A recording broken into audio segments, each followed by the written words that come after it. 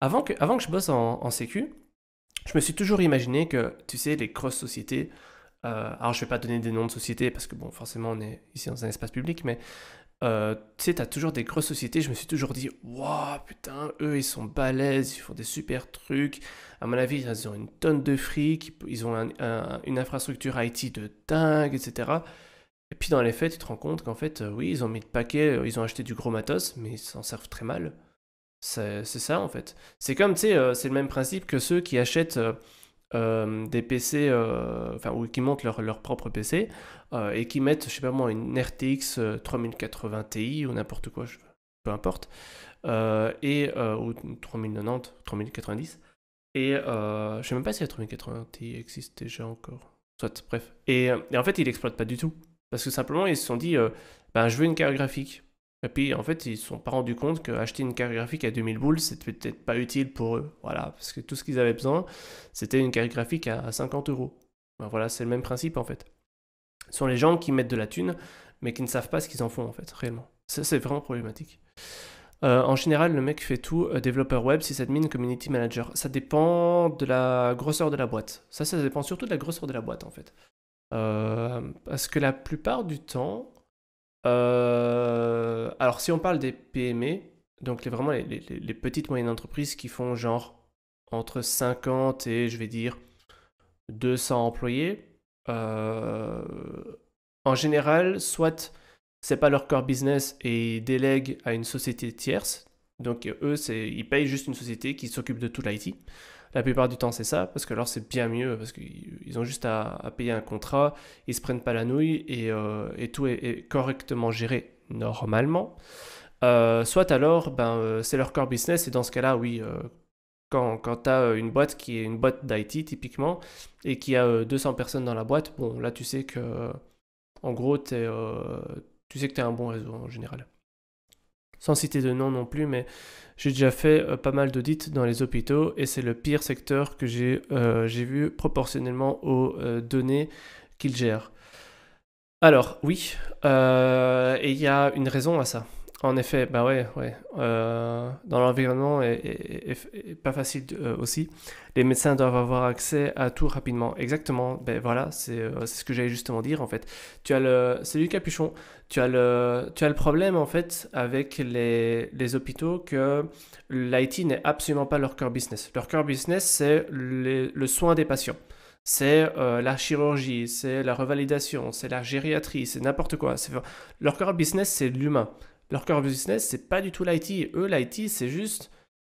Même parfois, ils considèrent l'IT comme étant de la merde parce que ça les empêche de travailler efficacement. Typiquement, c'est un cas d'école qu'on remet souvent sur la table qui disait ils ont fait des tests par exemple pour essayer de sécuriser un peu les PC. Tu sais, tu as parfois des PC comme ça qui circulent sur des chariots de service en service qui sont parfois des PC, je sais pas moi, pour faire l'accès aux données patients, etc. Et donc, ben, le problème, c'est que quand tu as ce PC qui est là, déverrouillé, hein, bien entendu, parce qu'il faut pas imaginer que c'est verrouillé à la base, déverrouillé qui est laissé là dans le couloir, et genre, tu sais, tu passes à côté, tu vois toutes les fiches des patients, et tu te dis, what the fuck, quoi, je prends une photo, je fais du data leak, enfin, c'est n'importe quoi. Ou même, tu peux plugger une clé USB et YOLO, enfin, tu peux faire n'importe quoi. À partir de ce moment-là, ça pose vraiment problème. Et là, tu te dis, ok, on va essayer de mettre en place des solutions de sécurité. Donc, on va mettre en place, par exemple, un système avec un capteur, par exemple, ou un système avec un badge, ou login mot de passe, etc. Et ben, les médecins trouveront toujours des solutions pour contourner ces sécurités, tout simplement parce que ça prend trop de temps, c'est trop contraignant. C'est vraiment ça le problème. Et donc oui, le monde hospitalier est vraiment compliqué parce que j'en ai connu comme ça, j'ai déjà eu l'occasion de discuter avec certains responsables IT dans le monde hospitalier où ils disaient, bah en fait, nous, l'IT, on est le parent pauvre de l'hôpital. L'IT coûte de l'argent. L'IT ne rapporte pas de l'argent. Alors à partir du moment où tu as un service qui te coûte de l'argent au lieu de t'en rapporter, forcément en tant que CEO ou je sais pas comment on appelle un directeur d'un hôpital par exemple, et qui doit gérer le business, tu vas te dire bon ben à ce moment-là, Mec, moi je vais pas mettre plus de thunes dans l'IT parce que ça me coûte en fait. C'est un trou, c'est un réel trou. Et on parle même pas, attends, là je te parle juste de l'IT, hein. Je te parle même pas de la sécurité, parce que normalement tu es censé avoir une équipe de sécurité, hein. Alors là, tu peux rêver, hein. Donc non, effectivement le monde hospitalier c'est un vrai bordel, mais pas que, hein, c'est pas les seuls. Alors, Capuchon qui nous dit, alors ici je rebondis sur ce que tu dis, mais tu as aussi l'inverse. Je le vois à mon niveau, une PME, des patrons qui ne mettent pas le budget au niveau infra, car pour eux, ce que ça va faire, par exemple, le dev, c'est 2 clics et 2 lignes. Ouais, ben c'est ça. C'est ce qu'on appelle du security awareness. Typiquement, c'est ça. Et moi, je le fais depuis, maintenant, ça fait 7 ans à peu près, que je fais du security awareness autour de moi, même plus que ça. Et au quotidien, franchement, c'est triste à dire, mais je vais le dire comme ça. Je me tue la santé à faire comprendre aux gens autour de moi, que ce soit mes proches, que ce soit des collègues, que ce soit des clients, des fournisseurs, n'importe quoi, de leur faire comprendre que la cybersécurité, c'est important, l'IT, c'est important, avoir un système qui est hébergé par exemple sur plusieurs sites, donc plusieurs data centers, c'est important parce qu'il y a des questions de redondance. On a vu, voilà, live de dimanche dernier, incendie chez Strasbourg. Chez OVH Strasbourg, typiquement les mecs, ben voilà, il y a des gens qui ont fait une Pikachu face sur Twitter parce que leur site était down. Et ils ont dit, ah moi j'ai un impact client, mes clients ne peuvent plus accéder à mon site. Bah ouais mec, en même temps, t'as mis 3 euros dans un hébergement, forcément que ça fonctionne pas. Si tu penses même pas à avoir un système de RDP, j'allais dire, un système de BCP, forcément ça va pas fonctionner. Donc voilà, c'est une question de prise de conscience. Et malheureusement, la plupart du temps, c'est via des actions qui ont été Attends, comment est-ce que je pourrais dire ça? C'est via une action, une attaque de cybersécurité, par exemple, une attaque, genre, il y a eu une intrusion, il y a un vol de données, n'importe quoi, et un DRP, ouais, DRP. RDP, oui, DRP, c'est ça que je... DRP et BCP, c'est un peu l'idée, ouais. Et donc, il suffit, vraiment, je vous jure, il suffit qu'il y ait un jour une mésaventure, que les mecs, il y ait des données clients qui fuitent et que ça fait la une de la presse pour que les mecs commencent à bouger leur cul et se dire « Ah, je devrais peut-être investir un peu d'argent dans la sécurité de mon hôpital. » Je dis l'hôpital ici parce qu'on parlait de l'hôpital, mais c'est n'importe quelle boîte, hein. C'est le même principe. Parce que c'est ça le gros problème. L'IT, ça coûte même la blinde, parce qu'il faut avoir des profils qui sont extrêmement qualifiés, donc ça coûte cher, et il y en a très peu sur le marché. Merci Polycarpio pour le follow, c'est cool. Et donc ça, ça coûte déjà un truc, et à l'opposé, je te parle même pas des équipes de sécurité. Avoir une équipe de sécurité ou un CSIRT dans un hôpital, ça n'existe pas. Ça n'existe pas, les gens ne savent même pas ce que c'est. Parce que ça coûte de l'argent et personne ne veut investir là-dedans. Donc ouais, c'est compliqué. Maintenant, heureusement qu'il y a eu, et je rebondis là-dessus, et on finit sur ce tout petit sujet, puis je lis le reste des messages. Heureusement que l'Union européenne a imposé qu'il y ait au minimum un CISO et un DPO dans chaque société. Ça, c'est bien. Un CISO, c'est un RSSI en français. C'est celui qui est responsable de toute la sécurité de l'information dans le système d'information de la société. Donc, qui a le droit de faire quoi, quelles données peut être partagées avec qui, patati patata. Voilà, globalement, c'est le CISO qui gère ça. Et le DPO, lui, il gère la protection des données. Alors, quand c'est pas les réseaux flat, c'est default password. Ah ouais, mais non, mais on parle même pas des default password. Je pense qu'un jour, franchement, les gars, je vais faire un live où on va parler de cracking de password, de password leak, de hashcat, de machin. Je crois qu'un jour, on va parler de tout ça. On va faire un jour un live spécial password. Tellement, vous allez voir, c'est la foire. C'est la foire sur Internet. C'est horrible, c'est horrible. Enfin, je te laisse reprendre le sujet principal d'Exchange. Ah ouais, mais je vous dis, mais c'est toujours le même problème. C'est qu'on commence un sujet, on dévie, et 2 heures plus tard, on n'a toujours pas fini le sujet. Mais maintenant, je commence à avoir l'habitude. Je prévois large 2 heures, et je me dis, allez, peut-être qu'en 2 heures, il y a moyen de finir le sujet, qu'on puisse passer à un autre truc. Le problème, c'est que là, on n'a même pas encore commencé le sujet. On a à peine découvert qu'il y a 4 vulnérabilités, donc c'est un peu le bordel. Mais c'est cool, c'est cool.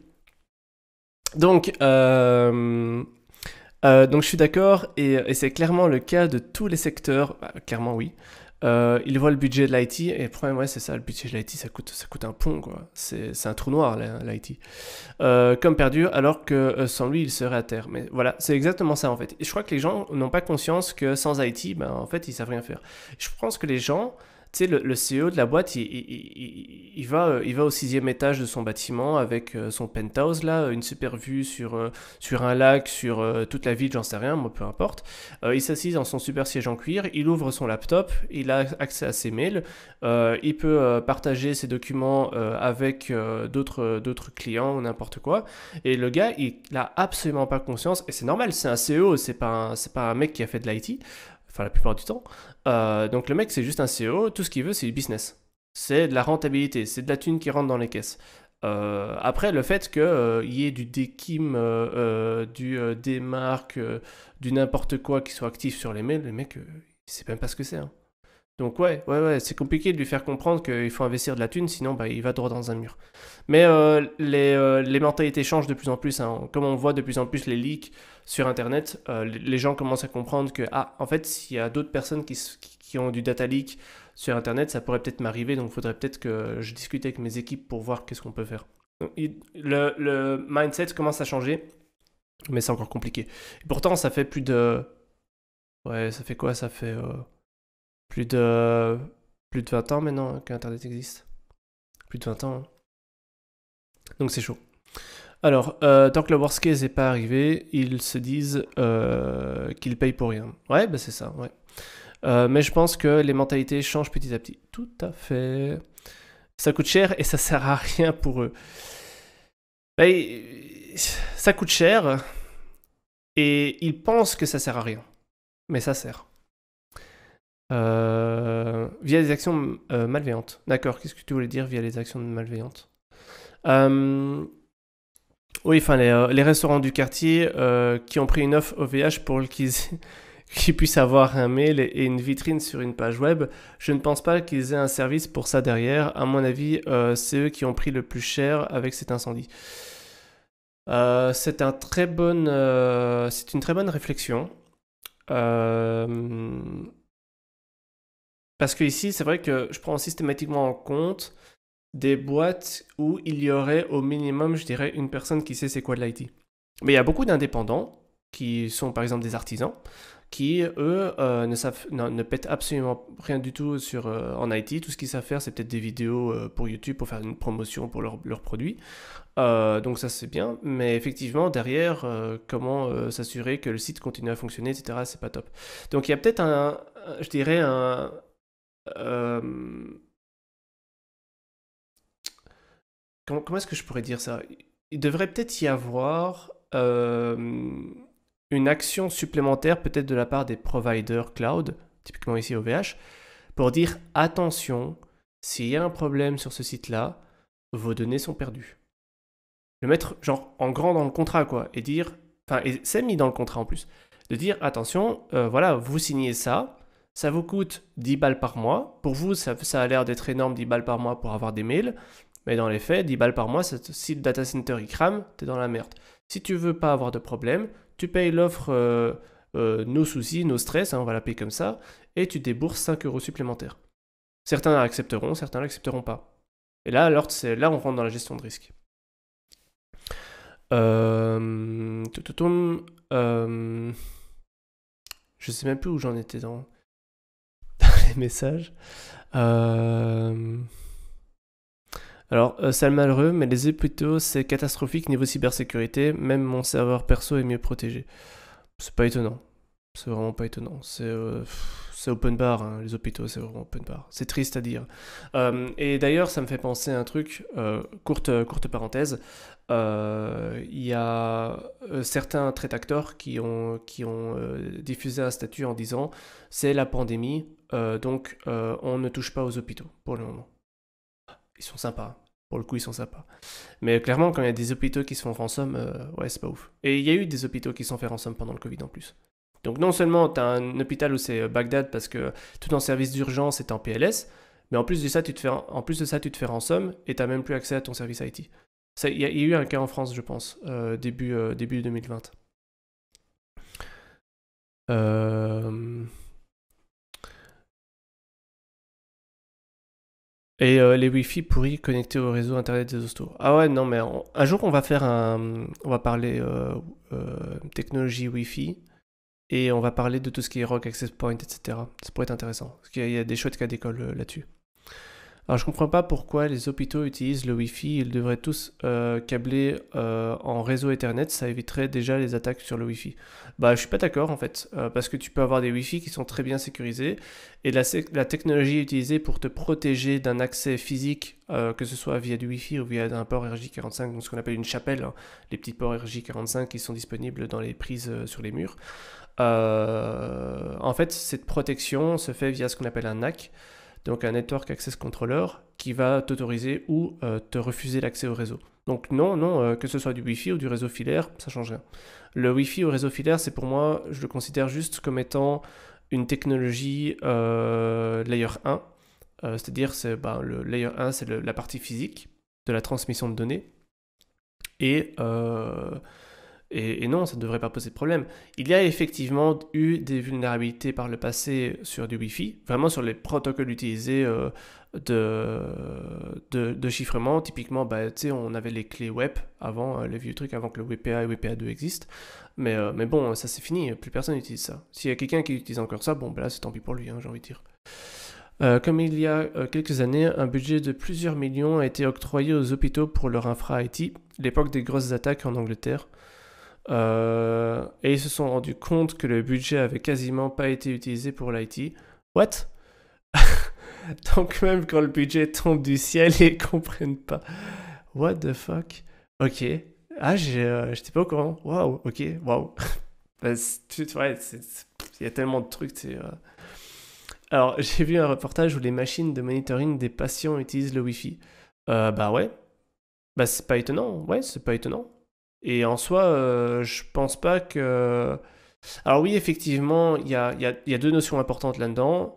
Utiliser un câblage réseau est toujours de facto physiquement plus secure, parce que tu sais à quoi tu te connectes physiquement. Donc effectivement, là, il y a un aspect que je peux comprendre qui est plus mieux, on va dire ça comme ça. Mais à part ça, les technologies d'accès au réseau LAN derrière, pour moi, ça devrait pas changer normalement. Les mecs, putain, vous parlez trop, je sais même pas. Il y a un backlog de messages. Il n'y a pas moyen. Attendez, 2 secondes. Et le pire c'est qu'il y a 22 viewers. Vous imaginez le jour où il y en aura 150, putain, mais impossible de lire tous les messages. Euh... donc attends, j'arrête où j'ai vu un reportage où les machines de monitoring des patients utilisées. Ah mais non, merde, j'ai déjà lu cette phrase. Oh putain. Euh... Alors le mec a envoyé un faux monitoring comme quoi le patient allait bien et en fait il a eu un très plat. Ah ouais, bah c'est moche. C'est moche. C'est très moche. Ouais, c'est chaud ça. Ouais, dans ce genre de situation, ça me fait penser à toute la partie industrielle également, tout ce qui est gestion SCADA, par exemple, qui sont des infrastructures qu'on appelle critiques, typiquement qui gèrent les pipelines de gaz, qui gèrent les arrivées et sorties d'eau d'entreprises, enfin d'usines, qui gèrent la distribution d'électricité dans tout un pays, etc., qui sont vraiment les infrastructures critiques. Ouais, clairement, alors là, en général, tu utilises des technologies qui sont plus safe, tout à fait. Ouais. Euh, Alors, je suis pas vraiment d'accord avec vous sur l'utilisation du Wi-Fi. On en revient à la segmentation. Tu pourrais avoir du câblé, mais être dans le même subnet que les utilisateurs guest. Si c'est pas segmenté correctement, le problème sera le même qu'être en Wi-Fi. Bah voilà, oui, exactement, c'est ce que je disais. Alors oui, moi j'ai parlé du NAC qui est vraiment pour l'accès réseau, mais derrière, oui, tu as des VLAN. Hein. Tu as des VLAN qui sont utilisés, qui sont des virtual LAN, qui sont utilisés pour, même si physiquement tu es branché sur les mêmes câbles, sur les mêmes équipements réseau, donc sur les mêmes switches, etc., virtuellement tu es totalement isolé. Et c'est en général comme ça que ça marche. En fait, quand tu te connectes sur une prise, hein, genre, je sais pas, moi, tu débarques dans un hôpital, tu es dans une salle d'examen, le mec il se barre, toi tu sors ton laptop, tu te branches sur une chapelle, donc un RJ45, et ben en fait, tu vas normalement, si le réseau est bien fait, tu vas être isolé dans un VLAN séparé, jusqu'au moment où, la plupart du temps, tu fournis un certificat ou des credentials pour pouvoir accéder et dire tu prouves patte blanche, dire j'ai le droit d'accéder à ce réseau. Et à ce moment-là, tu auras accès à tout le reste de l'entité auquel tu as le droit en fait. Donc ça, c'est les bonnes pratiques. Ouais. Mais effectivement, c'est pas toujours le cas, hein, faut pas croire. Alors, je viens d'arriver, je te connais pas, mais ce dont tu parles m'intéresse. Quel est ton métier et quelle étude as-tu fait? Ah, alors en deux mots, et merci Polycarpio, c'est super cool. Et ben, c'est super sympa que tu découvres la chaîne. Alors en gros, je travaille dans la cybersécurité. Donc ça fait maintenant 3 ans à peu près. Et avant, j'étais système engineer. En gros, mon travail au quotidien maintenant, je suis alors ce qu'on appelle incident handler. Un jour, je ferai un live sur tous les différents types de jobs qu'il y a en cybersécurité, ça peut être vachement cool. En gros, je suis pompier de service. On va dire ça comme ça. Donc, quand il y a une société qui se fait attaquer, je débarque et enfin, je débarque ou j'analyse ce qui se passe et je leur donne un rapport en disant vous avez aucun problème ou au contraire vous avez tel problème, telle donnée a été fuitée, telle donnée ne peut plus être récupérée, patati patata. Donc voilà, le but c'est d'essayer de protéger nos clients. Ça, c'est ce que je fais. Quelles études j'ai fait? Alors, j'ai fait 2 bacheliers en Belgique. Je ne sais pas s'il y a l'équivalent des bacheliers en France. C'est 3 ans d'études, en fait. Donc, j'ai fait un premier bachelier en informatique, système, orientation, réseau et télécommunications. Et puis, j'ai fait un deuxième bachelier le soir. Alors là, c'était chaud parce que c'était pendant 2 ans de 18h à 22h. Là, j'ai fait un deuxième bachelier avec une spécialisation en sécurité informatique, donc sécurité des réseaux et architecture système, où bah voilà, le but c'était de InPress, je connais pas. Et donc voilà, c'était un peu c'est un peu mon parcours. Et puis bon, bah, j'ai fait système engineer pendant 5 ans, un truc comme ça. Et là maintenant, ça fait 3 ans que je bosse en sécu. Et voilà. Et puis bah, sur le côté, comme tout le monde, je fais des petits projets perso. Pendant un bon paquet de temps, j'ai fait beaucoup de projets perso dans mon coin. Et puis là, maintenant, je me suis dit, depuis début du mois, je me suis dit que ce serait vachement cool de partager ça avec tout le monde. Donc c'est pour ça que j'ai lancé cette chaîne sur Twitch.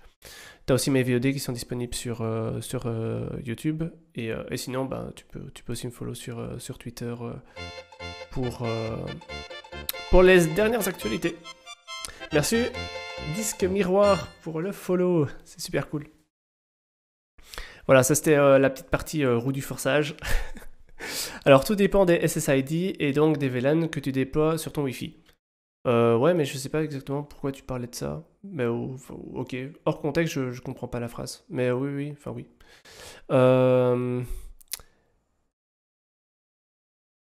Tout ce que je viens de dire quelque passe plus haut. Ouais, bah, ouais, c'est ça. Alors, ils ont acheté des Ferrari avec le budget. Ah, franchement, si moi on peut m'offrir une RSQ8, je dis pas non. Mais bon, voilà, on peut toujours rêver. Refais un dessin.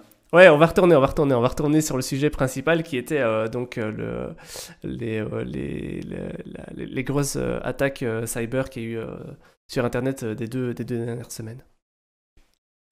Alors oui, en effet, mais par exemple, où j'habite, le commissariat et l'hôpital sont en web.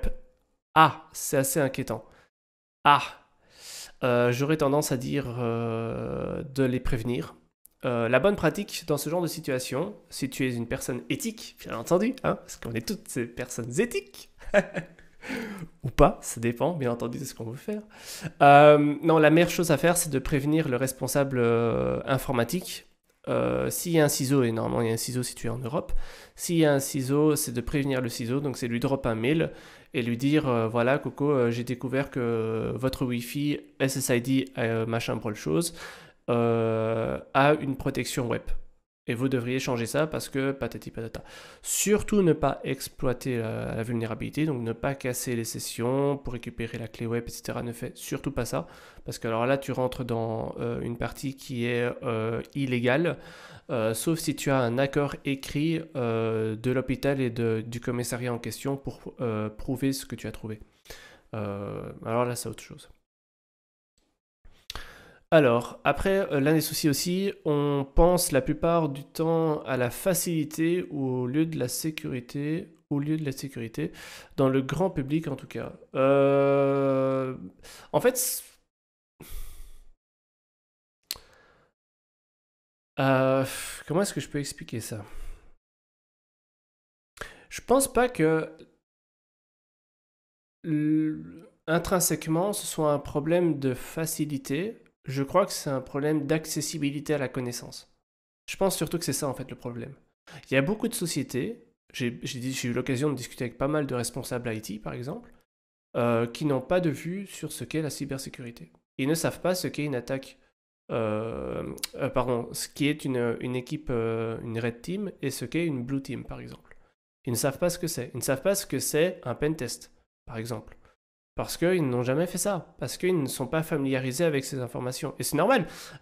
C'est comme si un bébé il venait de naître, bah, tu peux pas demander une table de multiplication à un bébé qui vient de naître, il l'a jamais apprise. Donc c'est normal, il comprend pas ce que c'est, donc c'est logique. Donc il faut faire ce qu'on appelle du security awareness. Ça c'est aussi une partie que j'aime beaucoup faire autour de moi. C'est une école de bachelier connue à Liège. Ah ok d'accord. Je connais pas les écoles à Liège. Moi j'ai fait une partie à Bruxelles. Euh, donc voilà, maintenant j'ai quitté Bruxelles, donc voilà. C'est de la section informatique de la HEPL, Haute École de la Province de Liège. Ah, ok. Que penses-tu de l'assertif la CEH et l'OSCP? Je crois que Nakor va pouvoir te répondre aussi dans le chat. S'il y a un dragonard sauvage qui est dans le chat, il pourra aussi t'en parler, mais je crois qu'il n'est pas là. Sinon, moi je peux te donner mon vécu parce que j'ai étudié la CEH. Alors je ne l'ai jamais passé, mais je l'ai étudié. L'OSCP, j'ai laissé tomber parce que j'ai pas du tout le temps de faire ça. Je suis gentil sur la CEH ou pas? Franchement, d'accord, tu peux donner. Donne ton feedback. Ça peut être intéressant. Donne ton feedback sur les deux si tu veux. Et moi, je donne le mien. Comme ça, il a du feedback de deux personnes différentes. Ça peut être pas mal, vraiment. On est parti pour la section Q&A. Mais franchement, je crois que c'est ce que je vais faire dans la VOD. Je crois que je vais cut à un moment et on va faire une section Q&A. Et puis, je vais reprendre la section Exchange. Parce que sinon, les mecs qui vont regarder la VOD, ils vont être là. Tu sais, il jump en plein milieu. Et là, attends, c'est un sujet Exchange et il parle de la CEH. Je comprends pas. Qu'est-ce qui s'est passé? Alors, la CEH, je trouve que c'est une certification qui est bien pour ce qu'on appelle du entry level. Alors, laissez-moi 3 secondes, je vais vous sortir une super image, vous allez comprendre mieux quand c'est illustré. Alors, attendez, je cherche. Est-ce que c'est ça?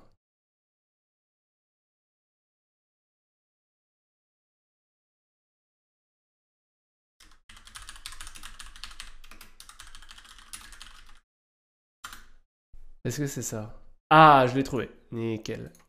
Est-ce que je l'ai en grand? Magnifique. Allez, hop. Voilà. Alors, c'est comme le DDoS en soi. Dans le DDoS, il y a différents types d'attaques. HOIC, Rudy, etc. Je suis pas du tout spécialisé dans la partie DDoS. Donc, je veux bien te croire. Oui, il y a plein de types d'attaques. Les attaques de type amplifié, etc. Ouais, il y a pas beaucoup de choses. Mais ce serait intéressant de faire un sujet DDoS un jour, ouais. Je veux un avis honnête, je veux bien, merci. Alors, comme j'ai tout appris par moi-même, j'ai peur qu'on me prenne pas au sérieux. Il y a deux choses là-dedans intéressantes. Premièrement, ne te sous-évalue pas. Ça, c'est la première chose. Si tu penses avoir un acquis, fais-le valider par une personne compétente pour que tu saches si oui ou non ce que tu penses être correct l'est effectivement. Et deuxième chose, Être pris au sérieux, ça dépend aussi de ta réputation, on va dire ça comme ça. Si tout ce que tu... En fait, pour moi, ce qui est important, et c'est pour ça que c'est pour moi aussi un exercice qui est pas si simple que ça, de faire des lives de cybersécurité, parce que vous avez l'impression que tout ce que je parle, en fait, sont des sujets que je maîtrise de bout en bout, mais ce n'est absolument pas le cas. Je m'explique, on ne stresse pas, je raconte pas de la merde. C'est juste que systématiquement, quand je suis certain d'une chose, parce que je l'ai déjà vérifié, je fais toujours en fait du fact-checking, systématiquement. Pour tout ce que je veux apprendre, toutes les news que je regarde, etc., je fais toujours du fact-checking et je vérifie si effectivement ce que je pense est correct. Si c'est correct, je l'enregistre dans ma tête et la prochaine fois, je peux le diffuser à quelqu'un en étant certain que ce que je connais est correct. Ce que je ne suis pas certain, je le dis. Et il ne faut surtout pas avoir peur de le dire, je ne sais pas ou je ne suis pas sûr. Je préfère de loin une personne qui me dit je ne sais pas, je ne suis pas sûr, laisse-moi vérifier, plutôt qu'une personne qui va vouloir être dans l'assurance et dire ouais, mec, RSA, c'est une fonction de hachage, hein. Et toi, t'es là, non. Non, là, tu me dis de la merde, là. Non, c'est pas du tout ça. Voilà, c'est un exemple, mais au style, une voiture, ça a 6 roues, quoi. Enfin, il y a des voitures à 6 roues. Donc, une voiture, ça a 5 roues.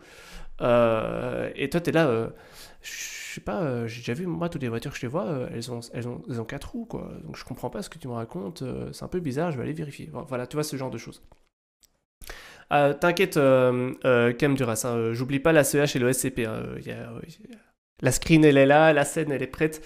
Je fais juste le backlog des messages, sinon j'y arrive pas. CEH, pour un prépa dans la sécu, je dirais que c'est un bon départ. Bah, voilà. De base, les certifs représentent un niveau minimal et la CEH, t'es en bas. Ouais, c'est ça. Je peux avoir l'URL de cette image, s'il te plaît. Ouais, hop. Sinon, tu peux la chercher sur Google. Je préfère de loin, au lieu de donner directement l'information finale, je préfère dire comment est-ce que je l'ai cherché, quel a été mon processus pour arriver à cette information. Comme ça, vous pouvez le faire. C'est la même histoire que du pêcheur. Au lieu de donner le poisson, bah, je t'apprends à pêcher, c'est bien mieux. Je trouve plus éducatif de faire des lives comme ça. Et donc, ce que j'ai cherché ici, c'est Cyber Security Certification. Sur Google, j'ai été dans les images et c'est une des premières. En plus, la CEH a beaucoup de questions sur de vieux outils ou d'outils qui ne sont pas plus utilisés, mais ça donne de bonnes bases pour commencer. T'as la V10, hein. Je pense que toi, tu as étudié la V9. Dans la V10, ça a été mis à jour. Mais oui, je suis d'accord. Il ne faut pas tout miser sur les certifs. 3 mots pour le succès, pratique et pratiquer.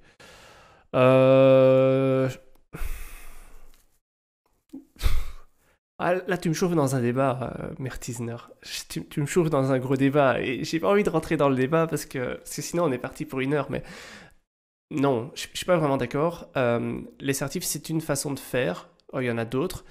Tu peux très bien avoir de la réputation via par exemple, des talks que tu fais dans des conférences de sécurité, en faisant des blog posts, en faisant des lives sur Twitch, par exemple, voilà, des vidéos sur YouTube, n'importe quoi, en écrivant un bouquin. Tu peux avoir cette réputation et ce savoir de plein de manières différentes. Les certifications, pour moi, c'est une gate pour passer la RH. Voilà, globalement, c'est la RH, la RH, il y a le service IT qui a dit on cherche un mec qui a l'OSCP, elle regarde le CV, si elle voit le keyword OSCP, elle forward le CV à l'IT et puis c'est tout. Hein. Globalement, c'est ça. D'un autre côté, bon, un mec qui a l'OSCP et l'OSCE, tu dis bon, je pense que le mec il sait quand même ce que c'est un pentest, je pense que le gars il sait ce que c'est un buffer overflow. Tu t'attends à ce qu'il le sache parce qu'il a passé une certification qui prouve qu'il le sait. Donc, ça aide déjà d'avoir une certaine assurance que la personne a des compétences. C'est pratique pour les personnes que tu ne connais pas. Après, si la personne tu la connais depuis 10 ans, bon, tu as souvent suivi son parcours, donc tu sais globalement ce qu'il sait et ce qu'il ne sait pas. Donc voilà, pour ça se discute, je pense que ça se discute. Ma réputation, je pense qu'elle est correcte. Je suis du genre à aider gratuitement une personne particulière qui a des soucis. Le fait que ce soit gratuit ou pas, on s'en fout. C'est pas important. Par contre, le fait d'aider les gens et surtout de leur apprendre des choses au quotidien, je trouve que ça c'est génial. Faut le faire, c'est vraiment chouette. Alors l'OSCP c'est Worth. l'OSCE ensuite, ouais. Mais l'OSCE, c'est encore un autre niveau. Mais c'est plus haut niveau et difficile. L'OSCP, c'est déjà un gros niveau. Ici, le niveau minimum qui est représenté par l'OSCP est assez haut, mais bah voilà. Mais c'est une certif longue à passer, éprouvante, mais gratifiante, c'est ça. Après, ça n'a pas de lien direct avec la cyber, mais j'ai un serveur DNS public que je mets à disposition. Personnellement, je trusterai pas ton serveur public parce que je ne te connais pas, je ne te truste pas. J'ai rien contre toi, hein, mais tu vas comprendre le truc. Donc, je ne te truste pas, je ne te connais pas, je ne sais pas ce que tu fais avec les requêtes DNS, je ne sais pas si tu lis les requêtes DNS, si tu les logs, si tu les partages avec quelqu'un d'autre. Donc, comme je n'ai pas cette information et je n'ai pas ce trust relationship avec toi, forcément, je ne vais pas utiliser ton serveur DNS. Il y a d'autres raisons derrière. Mais surtout quand on parle de DNS, bah ouais. Donc non, ce genre de choses, non, pas du tout. Au même titre que je ne truste absolument pas le DNS serveur de mon fournisseur d'accès Internet, ni celui de OVH, par exemple. Ici, je sais qu'il y a des fournisseurs de... Il n'y a pas encore de Discord. Je te vois pop la commande. Il n'y a pas encore de Discord. Il arrive. Stressez pas les gars, stressez pas. Il va y avoir un Discord avec toutes les références, toutes les ressources et tout. On va se chauffer pour ça. Mais attendez. On va le faire, mais pas tout de suite. J'ai besoin un peu de temps pour le mettre en place. Quel DNS utilises-tu? Alors, je te dis ça tout de suite. Hop, je vais dans mon Payol. Et je te dis directement mes providers. Hop. Settings. DNS. Ah merde, putain. Oui. Merci Shion-Jiwang pour le follow, c'est cool. Attendez. 2 secondes parce que alors, du coup je dois aller sur mon autre truc.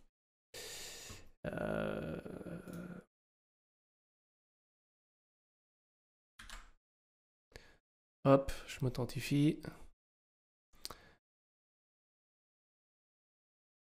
Alors, donc où est-ce que je peux trouver ça? Je peux trouver ça dans...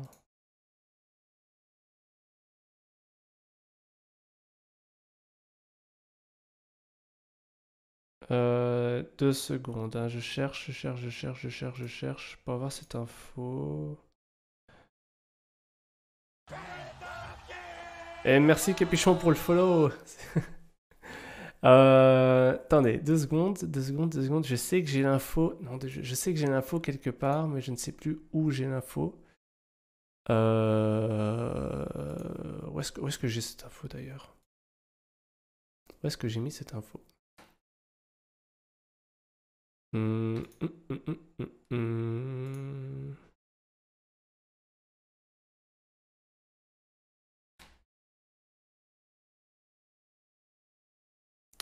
Regarde.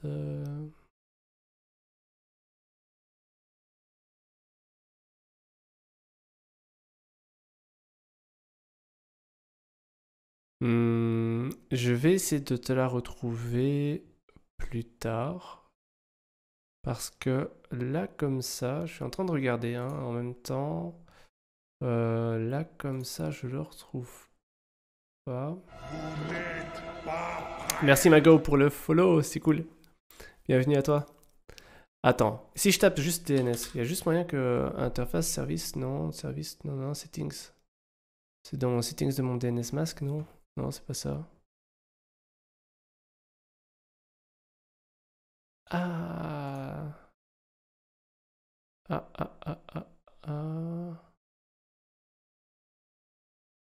Je pense que je suis proche de l'information ou pas. Ceci est un gros fail, hein, bien entendu. Voilà. Non, je retrouve pas. Je retrouve pas comme ça. Je sais que je forward en fait. En gros, j'ai un système DNS à plusieurs étages chez moi. Donc j'ai un premier étage qui est le Payol qui filtre toutes les requêtes DNS pour tout ce qui est privacy, pub, malware, etc. Puis j'ai un deuxième serveur DNS derrière qui lui gère tous les records DNS propres à mon réseau. Et seulement après, je forward les requêtes qui doivent aller vers Internet sur un provider qui est... Je crois hein, que c'est... qui est leur nom? C'est Quad9. Voilà. Quad9 qui est réputé pour la privacy.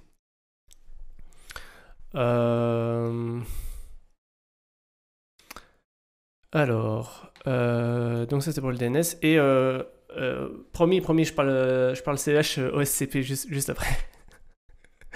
Alors je comprends pas ce souci, on n'est jamais mieux servi que par soi-même. Comme les VPN, je préfère c'est un WireGuard sur mon serveur que d'utiliser un provider. Bah typiquement, voilà, typiquement ça c'est l'inverse. Personnellement, je trust à 100% Trou noir, ça y est, c'est l'âge. On se fait vieux, on se fait vieux. Trou noir, Proton VPN. Voilà. Proton VPN et Proton Mail, qui sont des serveurs hébergés en Suisse, principalement, dans des bunkers, enfin dans un bunker, et qui est de mémoire, c'est à 1200 mètres sous la roche. Donc voilà. Question sécurité physique, on est pas mal. Question sécurité logique, on va dire ça comme ça. Ils utilisent tout ce qu'on appelle le state of the art en matière de sécurité. Donc c'est le top du top de la sécurité. Ils proposent des services gratuits, des services payants en fonction du niveau de qualité qu'on veut. Et globalement, là, on peut truster ce truc-là à 100%. Hein. Tous ceux qui bossent en cybersécurité connaissent, je pense, en majorité Proton Mail, qui est vraiment un provider très fiable en termes de privacy. Et en fait, ta mailbox est chiffrée. Comment expliquer ça? Ta mailbox qui est stockée sur les serveurs de Proton Mail est également chiffrée, donc même eux n'ont pas accès à ton information. Donc voilà, il y a pas mal de trucs à ce niveau-là, ça c'est pratique. Alors, on en revient en deux mots à la CH et à l'OSCP. Ici, on voit un tableau. Alors, je la fais en 2 secondes parce qu'un jour, on va en parler bien plus en détail. Mais vous voyez ici un tableau. Et normalement, vous devez voir ma souris. Alors, c'est vrai que la souris sur ce tableau-là, à mon avis, sur la screen, ne va être pas très très visible. Je vais me renseigner avec ceux qui proposent. Voir ce qu'ils proposent. Bah, franchement, ouais, c'est le top du top. Vraiment, ils sont très bons. Alors, en tout bas, vous avez ce qu'on appelle la Security Plus, qui est une très bonne certification, qui couvre plusieurs aspects. Donc, il y a la Security Management, il y a un peu de sécurité architecture, il y a la Security Analysis qu'on retrouve dedans, on retrouve la partie défense, on retrouve la partie attaque. Et ce livre, Security Plus, on en avait déjà parlé pendant un live, il se trouve derrière moi, sur mon shelf qui est là.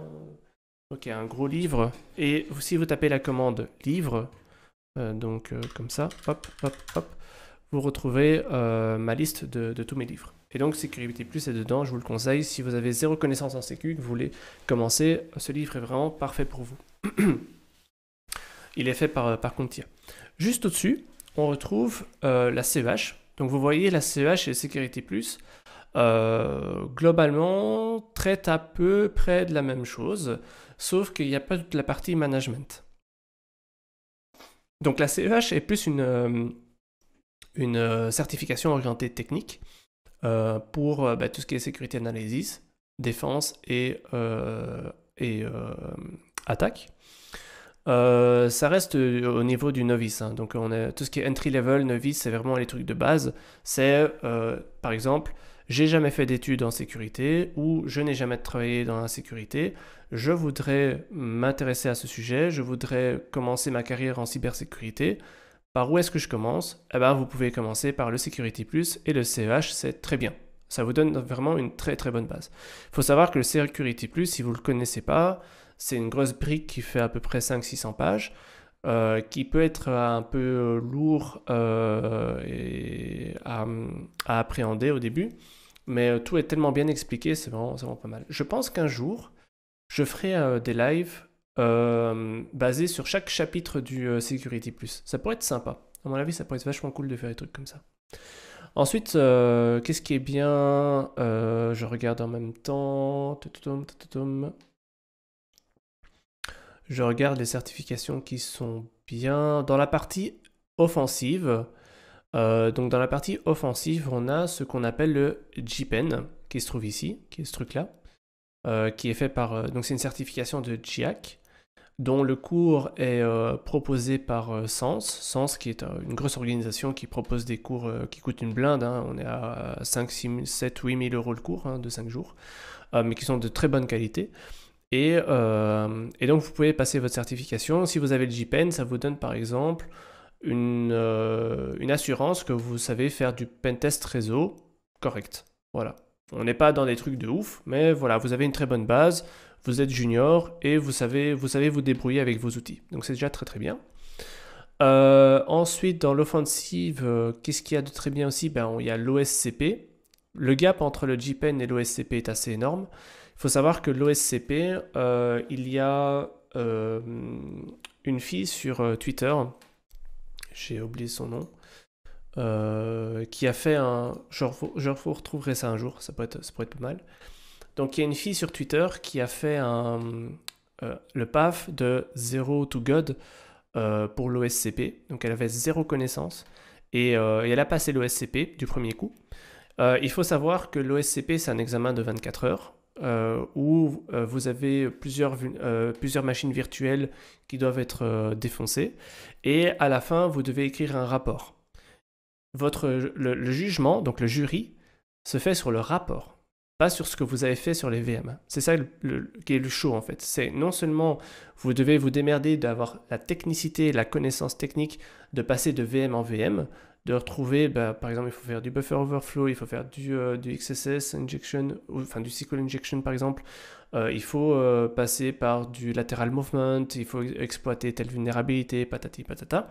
Donc vous faites tous ces trucs-là. Vous avez terminé le lab, on va dire ça comme ça, et après vous devez rédiger le, le rapport, et ensuite vous êtes jugé sur le rapport. Donc c'est pas simple, c'est vraiment pas simple.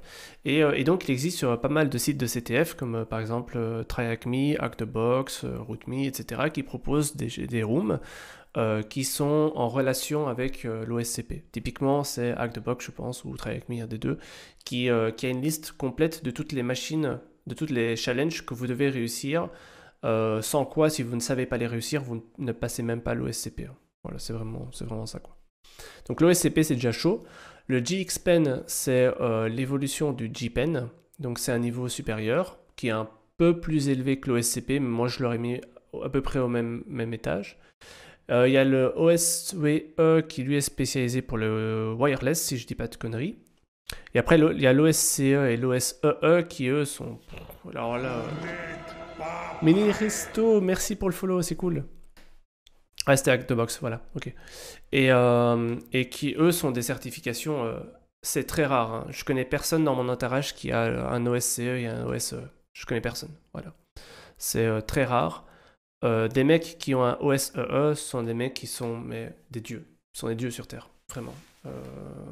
C'est pas impossible, hein. C'est pas impossible d'arriver à avoir cette certification, parce que preuve en est, il y en a qui l'ont.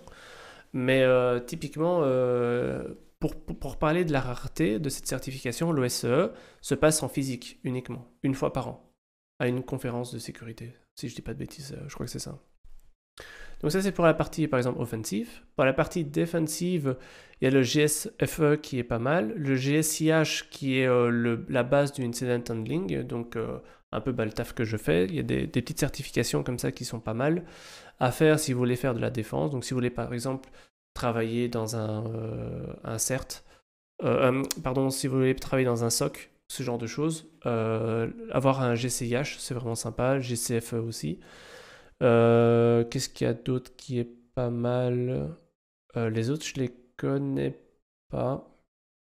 Je connais GCIA, qui est pas mal aussi. Voilà. Après, à vous de voir en fonction des certifications qui sont demandées sur le marché dans votre région, versus le coût, versus la possibilité de le passer. Voilà, c'est des choses à regarder. Vraiment, je vous dis, s'il y a des gens qui ont un GXPen au lieu d'un OSCP, ils ne devraient pas être recalés au niveau RH, hein, qu'on se le dise. Hein. Clairement, ce sont des gens qui ont... Si un mec il a le GXPen, il peut passer l'OSCP et inversement. C'est le même niveau. Donc voilà. On a il y a d'autres trucs à côté, hein. À côté de la CEH et de l'OSCP, hein, qui sont pas mal. Je regarde en même temps. Le CSSP, c'est une très très grosse certification, mais qui est très orientée management. Donc là, on parle pas comment attaquer ou comment se défendre. Le CISSP, c'est un énorme bouquin aussi. Alors, petite particularité pour le CISSP, vous ne pouvez pas la passer comme ça. Vous devez être parrainé. C'est une petite particularité, il faut le savoir. Donc, il faut trouver un parrain qui, lui, a le CISSP pour pouvoir passer la certification. Ça met un peu, c'est style...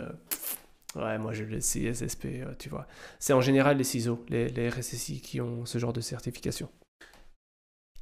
CSM aussi est vachement connu. La GSE, je connais pas. Je sais pas ce que c'est. Qu'est-ce qu'il y a d'autre intéressant? Je regarde à droite.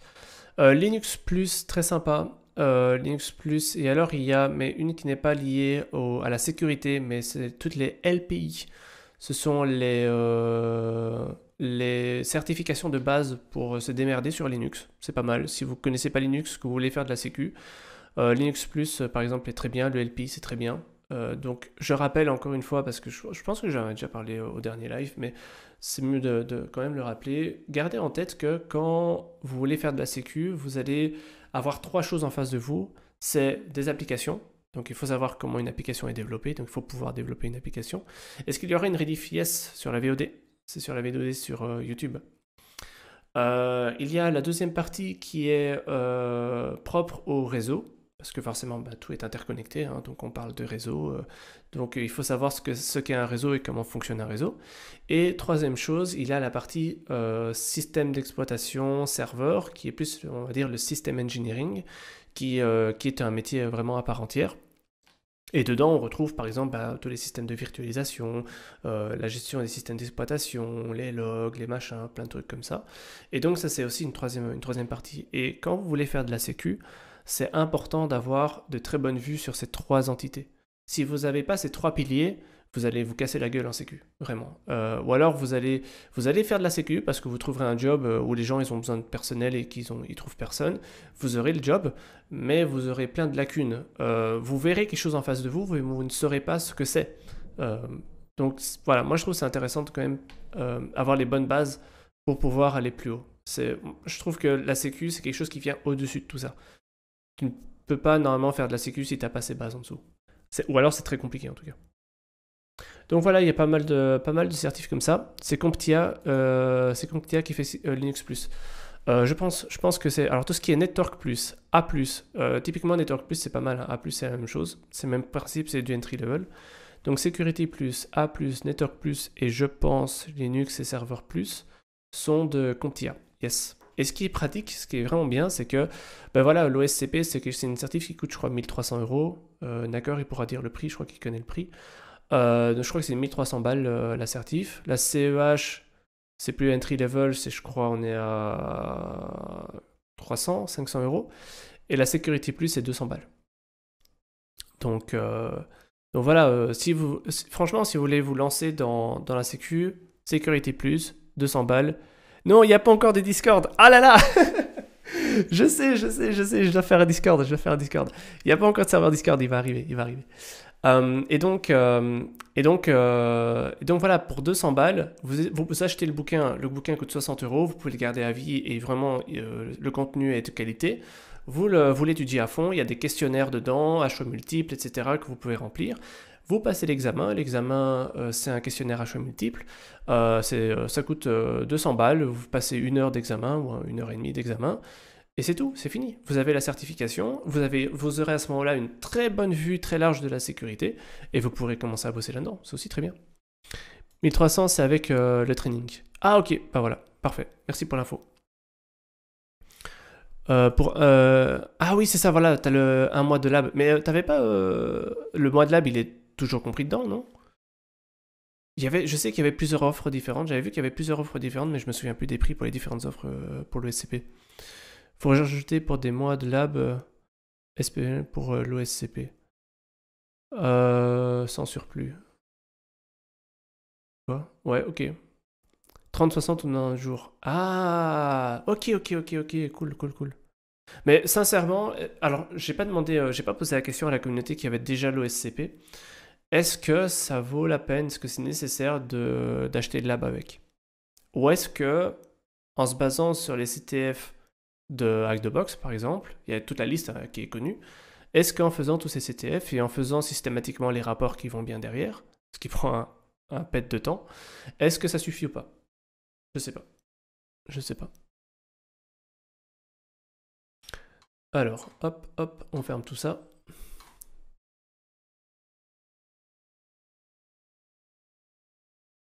Le lab est sympa, ok. Pour les prix exacts. Ah, thanks pour le lien. Alors, on va voir. Je vais changer de musique. Ça me tape sur le système en fait.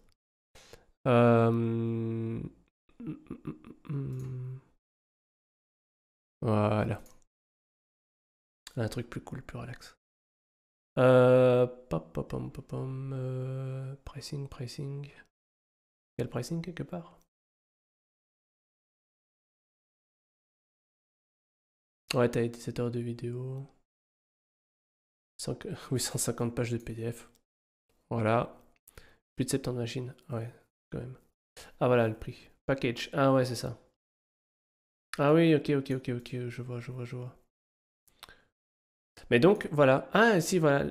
Ici, donc c'est bien ce que je disais. C'est que tu peux pas prendre le... Ah, attends, c'est le cours, ça. Ah, ok, donc tu as l'examen qui est là. Mais tu n'as pas le droit de prendre juste l'examen solo. C'est bien ce que je me disais. Il y a un truc comme ça.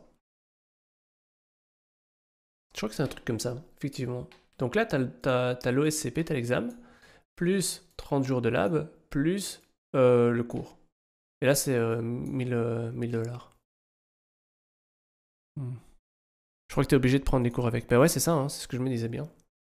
C'est ce que je me souvenais de la dernière fois. Donc c'est pour ça que j'avais 1300 $ en tête. Mais ouais, c'est juste que tu diminues le temps de ton lab en fait. C'est juste ça. Ouais, 1000 balles, ok.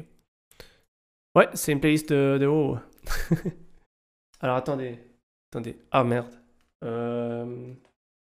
Problème. J'ai même plus de bouteille d'eau. Ça fait 2 heures que je parle et j'ai pas encore bu de l'eau. Donc je suis en train de me déshydrater. Et dans 2 minutes, vous me verrez comme ça. Alors, exchange.